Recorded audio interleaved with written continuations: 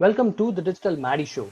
This is a platform where I share my knowledge on video creation, digital marketing, chatbot marketing, and how to grow your business through video making. I also invite many influencers and digital marketers on this show and ask amazing questions to extract the secrets of business. Let's get started with your host. Hi, my name is Mithyl and I am a YouTube and video creation coach, and I help aspiring video influencers to create and monetize their content through video making.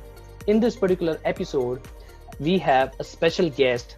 She is a #1 self-publishing author 3 times.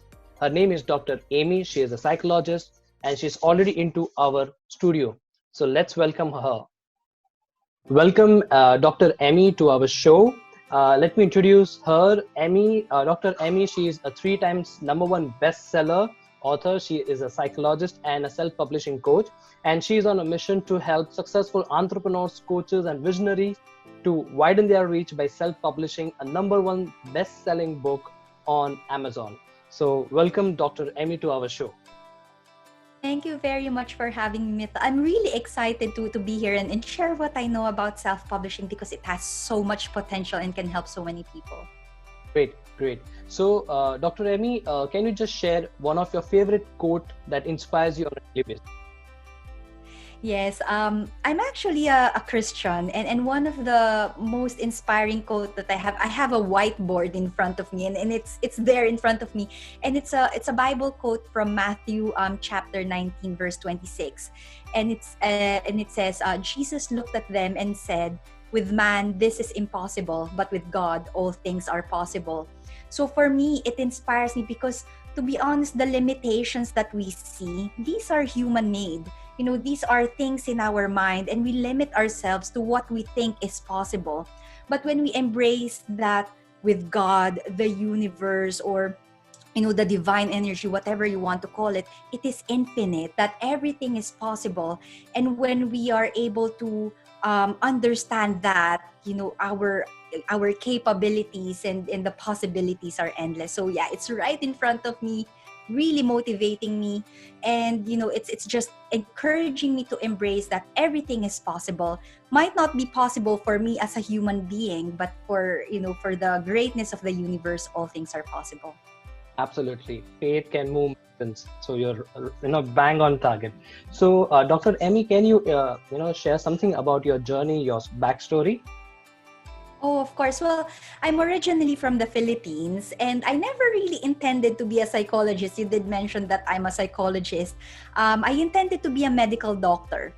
I was 15 years old when I was accepted to med school, and it was like an accelerated course in our country. But my mom told me, "Look, you're too young. 15 years old to go to medical school. You might get traumatized by the stress of becoming a doctor." So she advised me to maybe take psychology first as a pre-med course, and then if I still want to become a medical doctor, then I could continue. So I took her advice. I studied psychology. I absolutely loved it. So I ended up becoming a psychologist. I flew to the UK, did my master's, did my PhD, and I taught as a university lecturer for 10 years. But after I gave birth to my son, it made me feel as if academia was quite limiting. So I studied psychology for over 20 years. I know psychology. I've learned it for all that time. I taught it. But it felt as if I was only talking to academics. I was only talking to people in academia, to students. And I felt that it was limiting, that I could do so much more by expanding and sharing what I know with psychology. So although I'm a traditionally published author, so I have textbooks, I have research papers, because that's part of the job as an academic, I knew that if I wanted to write a self-help book that can help the masses, self-publishing is the way to go. Because with self-publishing, I could publish my book and in 4 hours it's out. Whereas with the traditional publishing, it would take us 2 to 3 years, to write and publish our books. I've been through the process. I'm on scientific boards and editorial boards, and working really closely with traditional publishers. It takes a really long time. So for me, I explored self-publishing because I wanted to write my books. I want to make it accessible to the public, and I want it out.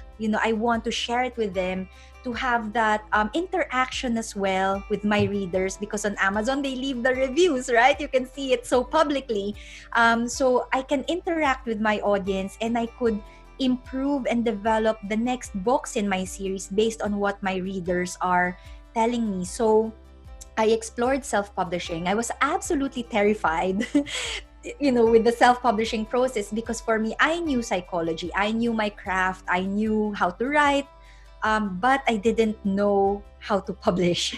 I didn't know how I'm gonna sell it, to market it, so that was the scary part. But throughout my life, when something scares me, it's not something that would stop me from doing it. I will pause for a bit and look at what the opportunities are, what are the risks, and so on. And I try to find a way how to resolve that. And for me, I saw my weakness in marketing. I saw my weakness in the self-publishing process. So what I did is I learned. Information is available. We have the internet. That's the beauty of the internet. If you want to learn something, you just Google it. You can find it on YouTube. There are books on Amazon already that can teach me how to write and self-publish a book. So I learned. I did it the first time. I was terrified because, I wasn't sure if it's gonna work. And the first time it worked. When I launched my first book, I outranked the amazing Tim Ferriss off the charts. I became number 1 and Tim Ferriss was number 2. So I thought, woohoo! I had like an entire village, like cheering me on. Like I really organized my launch team at that time, because I was really terrified. I was scared. I really needed the backing of everyone I knew, and they did.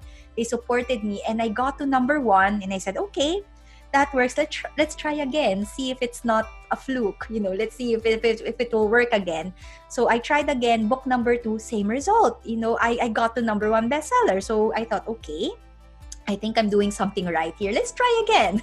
Book number 3, and the same thing happened. Number 1 again. So it was actually proof that the process that I'm following works. And now I'm teaching others how to do that. And inside my group, the Self-Publishing Made Simple community, it's a free Facebook community. You will see that we have 30 plus members who already published and launched their books, all going to number 1 bestseller, following the exact same process. So it's not just that you can say good, that I'm disciplined and I know what I'm doing. Yes, I know what I'm doing. But when you follow the same recipe, you can see the results with my students as well. So I'm really excited. And to everyone who's listening to this, if you have like a book a book idea in your mind and you want to self-publish it, come and join us in the Self-Publishing Made Simple community. And I can show you and teach you the process. And we're gonna talk about it today too, aren't we, Mithyl? Yes, absolutely. So yeah, so that's where I am now. Great. So, Emee, how can publishing a book helps your online business? Oh, yes. That's actually one of the reasons why I've decided to write a book. Because when I was in academia, I was also planning my exit strategy. And after I exit academia, I wanted to, first of all, write books, yes. But I also want to set up my own psychology practice. And I thought, okay, if I write a book, that's going to help me, first of all, to clarify my offer, to clarify what I know about my field and to really solidify my status as an expert in the field. So that's the number 1 benefit of writing a book. It clarifies it crystallizes that you know what you are talking about because you've written about it. It establishes you as an expert in your field. So that's the number 1. The second benefit is that when you publish your book on Amazon, you're actually casting the net to a really wide audience. You have millions and millions of traffic, millions and millions of users on Amazon. And you are introducing yourself, you're putting your brand forward onto this platform, and you are potentially exposing yourself to the millions of readers on Amazon. So the second benefit is that you're widening your reach, you're increasing brand awareness also as an expert in that particular topic. So you establish your expert status, you widen your reach, and because your readers are, if they like your book, they read it, they like what you're talking about, and if you are offering your services inside your book, then you are actually generating warm leads as well. These are people who have already read your book, reasonably priced. It's not like a high ticket offer. You pay 99 cents or 2.99 or at the most $10, to buy a book. It's relatively an easy sell. But these people have already, are already familiar with what you do. They've read your book. They know, like, and trust you. So when you make an offer, they are already warm leads. So that's another advantage. That's another benefit to your business. So you can consider writing a book as part of your marketing strategy for your business. But at the same time, royalties, this is an extra passive income stream. And for me, when I started getting royalties from my self-publishing portfolio, I'm actually making a lot more money as a self-published author than a traditionally published author. So that gave me the confidence to quit my job, because I can see that I'm actually making enough money from my books to pay the bills. And on top of that, I can grow my business and focus on my business, because I have this passive income stream coming from the book royalties that can sustain, paying the bills, and, without me without having to worry about the bills. So a lot of benefits. You're an expert, you widen your reach, you capture warm leads, and you can generate an extra passive income stream for your business as well. True. So thank you for throwing light on that particular question. So Dr. Emee, what are the 3 biggest mistakes an aspiring self-publishing authors make? Right. So what I've noticed inside my community, most of my members aren't really authors. They don't really identify themselves as writers. Most of them, they identify themselves as entrepreneurs. They are, business owners, life coaches, spiritual healers, business coaches. So they are people who are knowledgeable in their field, or they might have a message, they might have a fascinating life story that they want to share. So most of them don't really have a writer's background, if you like. But I tell them, never let this stop you from writing your book, because if you know your topic, that's something that you can share with your audience. But one of the biggest mistakes that I notice new authors make is that they will have this fantastic idea for their book, maybe because they are a business coach, for example, and they think that it would be a good idea to write a book about selling online products, let's say on Amazon or something like that. So they do that, they just write their book, they write whatever they want to write. And it turns out that people aren't looking for that book and they end up writing something that people actually don't want to read about. So the first mistake new authors make is that they start writing without doing their market research first. So it's almost like you are driven by your own personal interest. If that's your goal, if you just want to express yourself and not really sell books, then that's fine. But if you want to sell books, if you want people to actually read your book, you need to understand what your audience are looking for. What do they want? What are their needs, their fears, their frustrations? So by the time you write your book, you actually will write something that will have value, that that will be easy to sell because it's something that they need. So that's the first mistake new authors make. They start writing without doing their research first. The second mistake that I've noticed is that they start off with a lot of energy. They start off with so much enthusiasm. They're very excited. Yeah, I'm gonna write my book.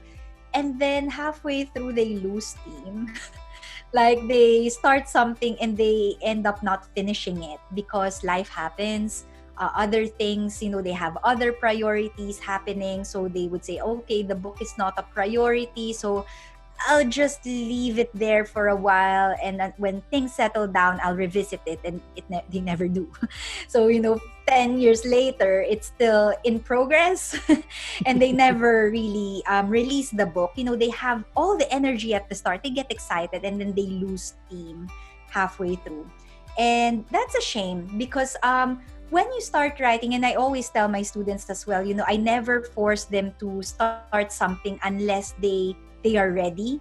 And that's why I have the 12-week challenge as well as one of my programs, because at least during those 12 weeks, we have that concentrated time to just focus on your book.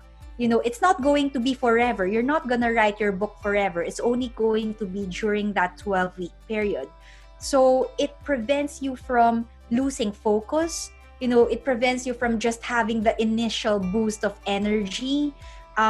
You actually have that concentrated period to start something and actually finish it. So that's a second mistake. They start off with a lot of energy. They lose steam because they don't have accountability. They don't have support. They don't have the structure.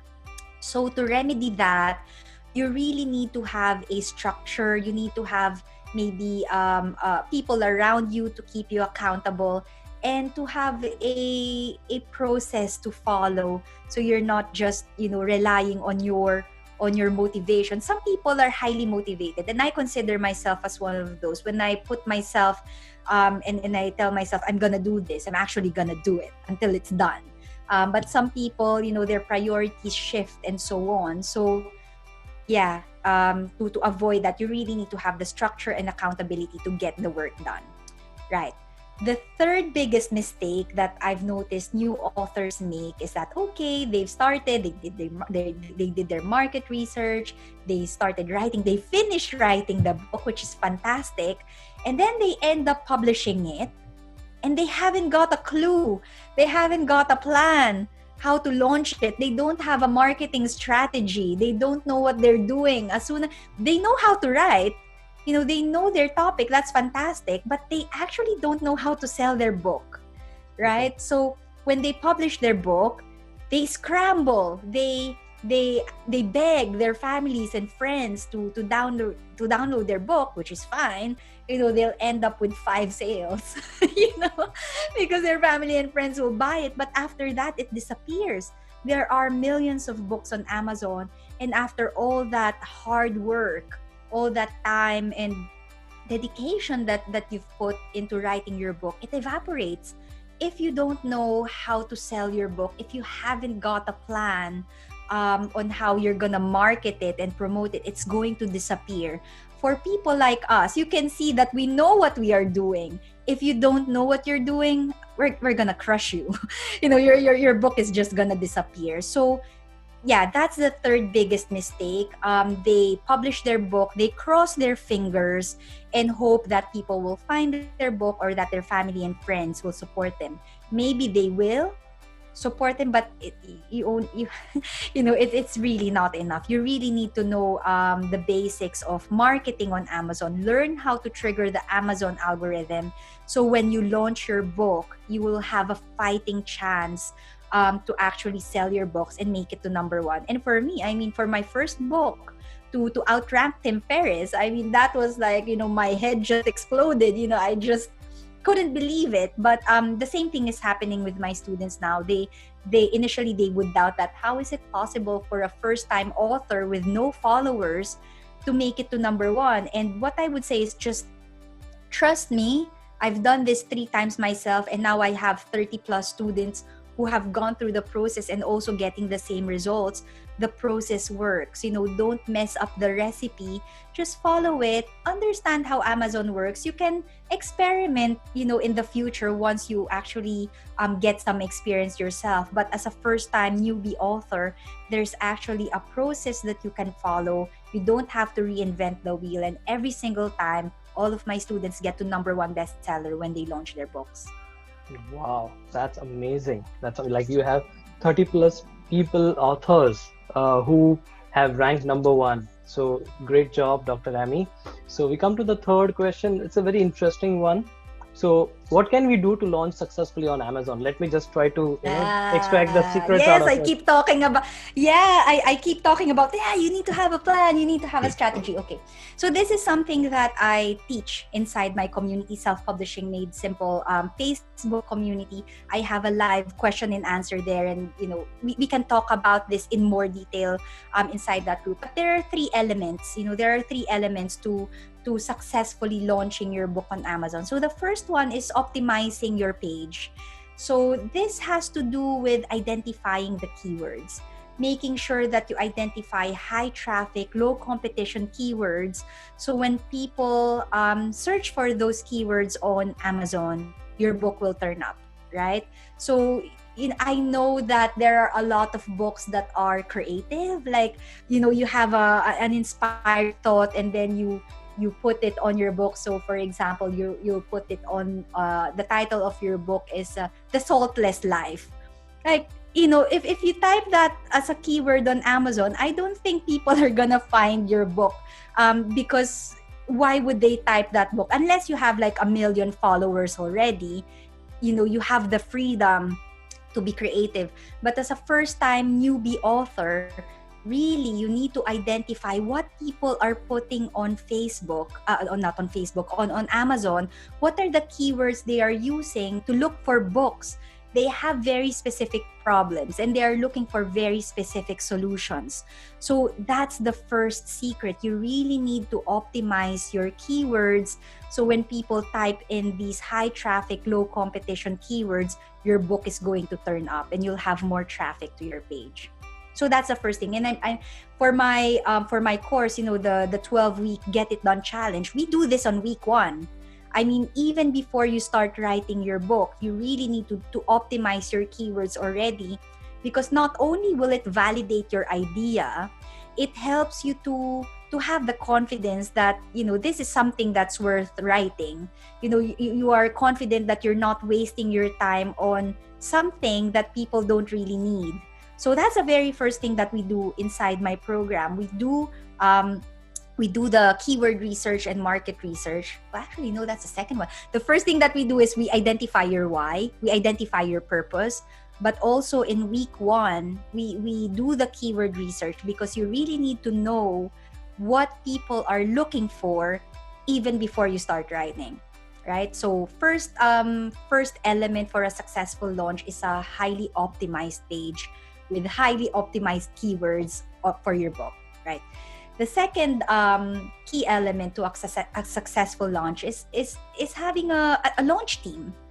You need to have people to back you up, to support you. For me, I outranked Tim Ferriss because I had a tribe. I had a group of people who supported me when I launched. And when I launched my book and the Amazon robots found that there's a lot of traffic on my page, then Amazon will promote your book as well, because Amazon will get 30% of your royalties. You get 70%, they get 30%, well, depending on your price point as well. But it's in the best interest of Amazon to promote books that are selling, that are also high traffic. So if you want a successful launch, you have to organize a really strong, dedicated launch team, so you will have a lot of traffic on your page when you launch your book. And I didn't mention this as a big mistake for authors. Well, I suppose I did, because they didn't have a plan. But what other authors do is that they launch their books and then they organize their launch team. They ask for support, they beg for support after they have already gone live.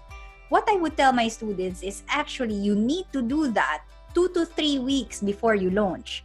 When you launch and then ask people for help, it's already too late. So in my 12-week program, we actually build our launch team in week 6. Week 12 is the launch. We build the launch team in week 6. So it takes us quite a long time to build the launch team, to really rally up the support, build the buzz, and tell them what they need to do, because you need to give them instructions. And this is something that I teach inside the program. What to tell your launch team, what's the sequence, what exactly do they need to do to help you during your launch. So it's not just rallying people in, it's making clear what they need to do. And when it is clear, people will help. People are good. Well, my people anyway, the people in my circle are really good people. So, ask them nicely and show them gratitude. When you get to number one, they celebrate with you. It's like a feast. Inside my community, when people get to number one, we all celebrate. It's just absolutely amazing. So yeah, it's you organize your launch team even before you launch, and having a strong, dedicated, loyal launch team is the second element for a successful launch, right? The third element for a successful launch is having a really clear promo strategy. You need to know how you're gonna market your book. You need to know how the PR is going to be like. And again, it's all a matter of preparation. In the self-publishing made simple get it done challenge, we do this in week 10, week 9, around that time, when we promote all of the materials that we will be using for the launch. So you don't launch and then you create all your lives, like your script, your copy, you prepare it way in advance. You prepare your mailing list, you prepare your if you're on Pinterest or LinkedIn or Instagram, whatever, you need to have a really clear marketing strategy. You need to have a promo strategy before the launch and then implement it. So by the time you launch, the hard work is already done. You're actually just, throwing away. Well, not really throwing away, but just implementing the strategy. All of the preparations are done, and it gets easier, it gets less stressful when you are adequately prepared and when you know what you're doing. So those are the three key elements for a successful launch. It's optimizing your metadata, optimizing your book page, organizing a really loyal, dedicated launch team, and having a promo strategy, so you know what you're doing. And essentially, for me, it all boils down to preparation, and following a structure, following a sequence, knowing exactly what you're doing so you don't get overwhelmed and stressed out during your launch. Absolutely. So, Dr. Emee, I think you just shared almost all your secrets of how to become a successful self-publishing author. So, thank you so much, Dr. Emee. So, as you were saying that you have a community and you can join, and you would be helping a lot of people. So, the people who are watching this as a video or listening as a podcast, so where can we actually find that community, that your secret dungeon where you just open all the secrets? So, can you just share something about it? Oh yes, I actually do have a free Facebook community called Self-Publishing Made Simple. It's a really friendly, very warm community, and you will see all the number one best-selling authors in there. They also share their experience and their learning points as well inside the community. We have weekly accountability, so members could declare what they are intending to do for the week, and we catch up again on Friday just to make sure that they actually did what they were supposed to do. So if they said something like, I'm gonna write 500 words this week, come Friday we're gonna ask, did you So there's this accountability and support inside that community. I also have a live Q&A every Tuesday, so if you have any questions or blogs about self-publishing, I'm there live every Tuesday 11 o'clock in the morning UK time for the live Ask Me Anything session with Emee. From the group, you can also download the free starter kit, which is the checklist. Really, it will show you the process. As I've said, Mithyl, information is free, and I'm also giving that away for free. You follow it step by step, so you'll know exactly what is involved in writing and self-publishing a book. But if you want that extra accountability and support and that structure, that guidance, I'm launching the 12-week challenge in June. I only open that program twice a year, one in January and one in June. And that's why if you come inside the Self-Publishing Made Simple community now, you will see a lot of people launching right now simply because they joined the January cohort. and now it's time, they are launching their books, and you can see that that process works. And if you want to join us for the next cohort, just to have that that focused 12-week period where you write your book and publish it and launch it, we are opening the registration is open now, but we officially start on the 24th of June. We will go through the keyword research, we will go through the outline, like how to write your outline, and then we will have the 4-week period where you will write your book. During the summer you'll be writing your book, and then from week 6 onwards, around summertime and towards September time, that's the time when you'll be publishing your book. And again, you will see a flurry of number 1 best-selling authors inside the community, because it's the time to launch, because they've just finished the 12-week challenge with me. So to the listeners, come and have a look inside the Self-Publishing Made Simple community, first of all, just to get a sense of, you might be, is this true? It's too good to be true. Come and see, it's actually true. Come and see inside the Self-Publishing Made Simple community. And if you would like to join us for the 12-week challenge in June, the registration is also available inside that group. Great. So definitely I'll be the first to join, and would like to learn from you how to be a self-published author. So thank you so much, Dr. Emee, for being on the show. So before we end this episode, would you like to say something to our viewers? If there's anything I'd like to say to the viewers, I would say, if you have this message inside you, if you are inspired to write, if you're holding on to that message because you're scared or you just don't know what to do with it, you don't know how to write or how to publish a book, that shouldn't be an excuse, because there are people who can guide you, there are people who can support you. If you're holding on to a message that someone will benefit from, if their lives and their businesses can improve because of what you know, it's quite selfish if you're just holding it onto yourself. You have to share it. And if writing a book is a way to do it, and if you don't know how to do it, come and join us. We'll support you, and I can guarantee that together you can actually widen your reach and impact so many lives, make your work so meaningful and impactful, and will help you to actually get there. Great. So you were listening to the Digital Maddy Show with your host Mithyl Dave, and we have our guest, Dr. Emee. So Dr. Emee, thank you so much for being on this particular episode and giving us so much value about how to become a self-publishing author. So if you are listening to this particular video on YouTube, please subscribe to the channel. And if you are listening as a podcast, kindly subscribe my podcast on Google Podcast or Spotify. So catch you on the next episode. So thank you, Dr. Emee, once again for being on this show.